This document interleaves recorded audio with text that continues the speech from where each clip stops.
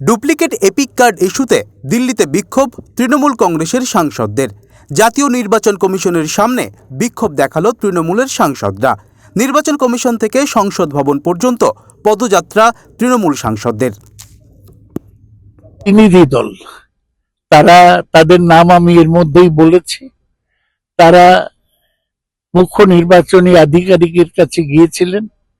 10টায় তাদের সময় ছিল এবং তারা গিয়ে একটা স্মারকলিপি মুখ্য নির্বাচনী কমিশনারকে দিয়েছেন। আমাদের মূল বক্তব্য হচ্ছে যে কিছুতেই আধার কার্ডের সঙ্গে ভোটার কার্ড যুক্ত করা চলবে না।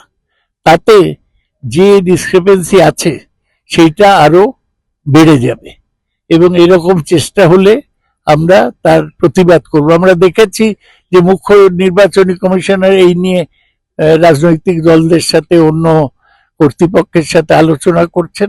আমরা এটা সর্বাঙ্গীনভাবে বিরোধিতা করব।